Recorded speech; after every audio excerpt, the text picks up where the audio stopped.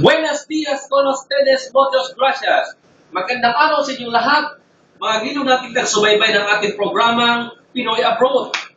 Ako po si Dr. Rick Bacla Jr. at samahan niyo po ako sa pagbibigay dokumentaryo sa ating mga kababayan, Pinoy Abroad. Ating pong sisilipin ang kanilang buhay. Ating ipapakita kung paano po naging maganda ang kanilang pamumuhay galing po sa simpleng pamumuhay lamang. At ilang po sa ating pong papakita, unahin po natin ang isang condom unit na to. Ito. Na pinaghirapan po ng ating mga kababayan sa dito ho sa ano bang bansa ito? Teka lang po ha, sisilipin ko. Ito po ay nasa Pilipinas pala tayo? Oh, nasa Pilipinas na tayo. Kahapon po nasa Hong Kong kami, pero ngayon amazing, nasa Pilipinas na po tayo. Ngayon, ang nakikita niyo po ito, ha? Teka lang ha, bababa ko lang po ito.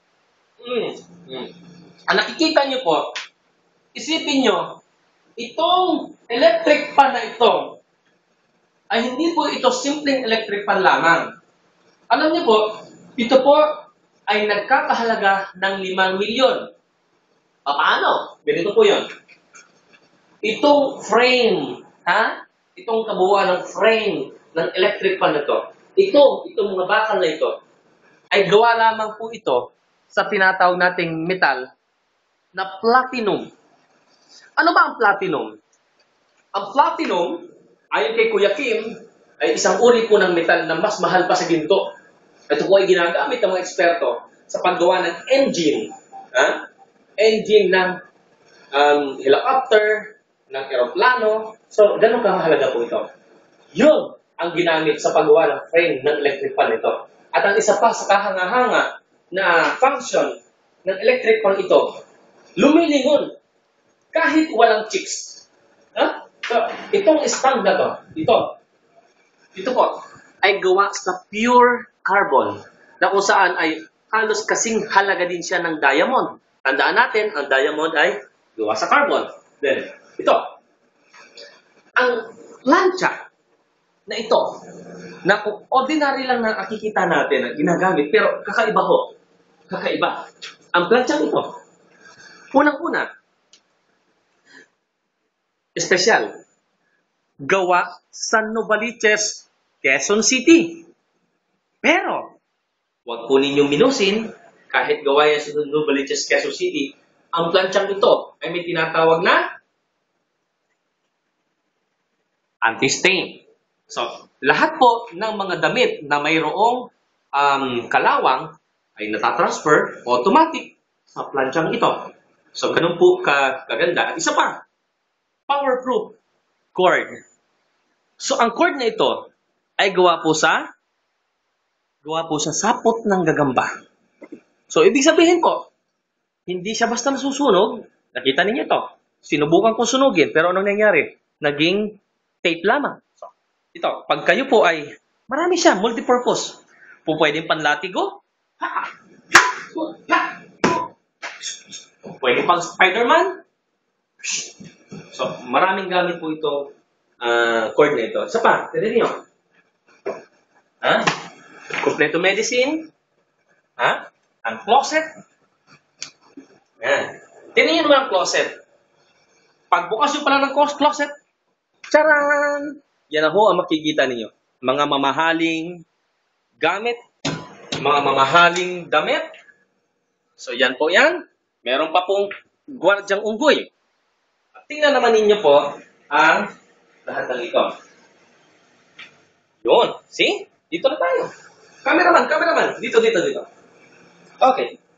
Ang nakikita po ninyo ay akala nyo simpleng mga labahan lamang yan. Pero kung titingnan natin ang laman ng labahang ito, ay ang nagmamahalan at mga branded na mga gamit. Tingnan nyo ito. Ito po ay ang brief na 5 araw nang ginamit. Tingnan natin ha. Ang brief na ito ay 5 araw na ginamit. Pero kung amoy natin, okay pa rin. Okay man, wala siyang amoy. So, ibig sabihin po, Ang telang ito ay gawa pa sa UK, no?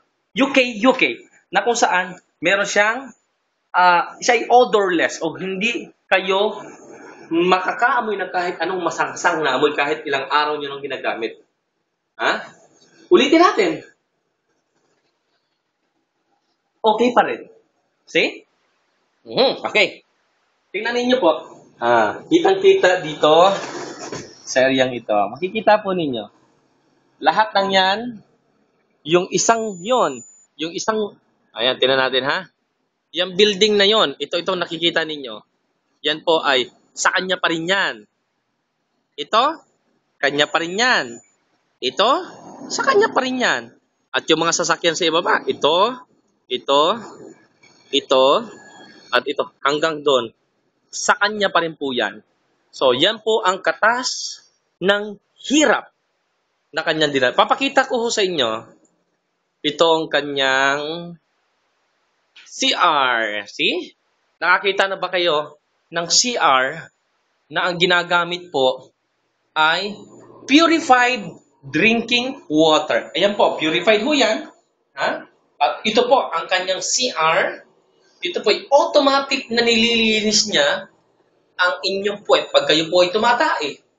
Yun po. At kung tingnan naman, ang kanyang mga tiles. See? Ang tiles na ito ay galing pa ho ng Europe. No? Europe.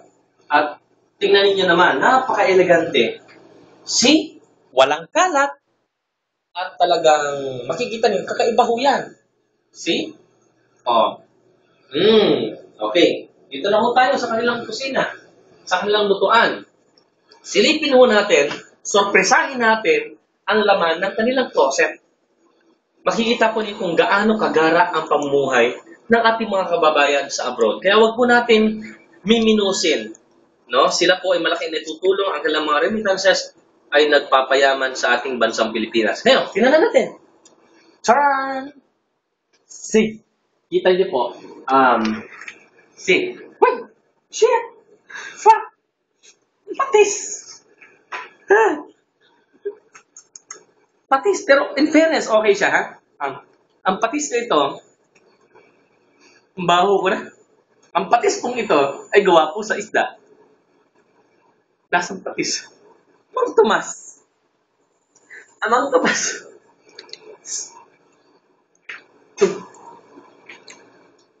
Meron din ito sa Pilipinas. Sorry, nasa Pilipinas po pala tayo. Tignan niyo, ha? Yan po ang kanilang mga gamit. May medicine pa. Ano to? Glutalite. Kita nyo, ang nakaka-afford lang nito ay mga Hollywood star. Pero sila, kaya din nilang bumili ng ganitong pampaputi. See? Maghuhugas ko muna ako at ako'y nangangamoy patis. Okay? Ayun. Kita nyo na ang closet. Ang kanilang lutuan.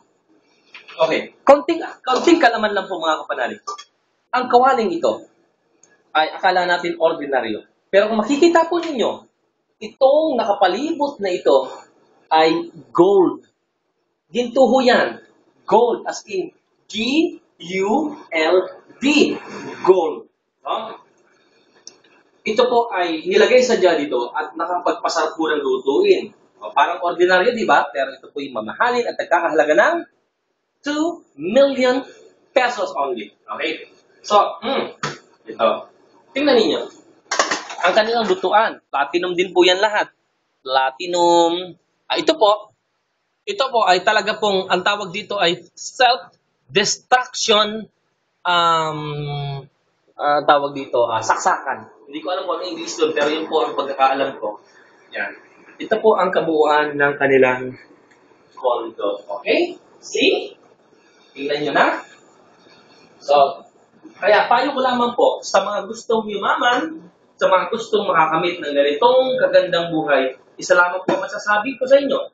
Sipag, tiyaga, determinasyon. At tatlo ho pala, hindi pala ho isa. Sipag, tiyaga, determinasyon. Huwag mawala ng pag-asa kahit anumang hirap ng buhay, kahit kurakot ang ating mga alam niyo na, yung mga namumuno sa ating gobyerno, huwag nating iasa ang lahat ng tulong sa kanila. Ang kayamanan ay tayo po lahat ay may susi niyan. Kinakailangan nating gamitin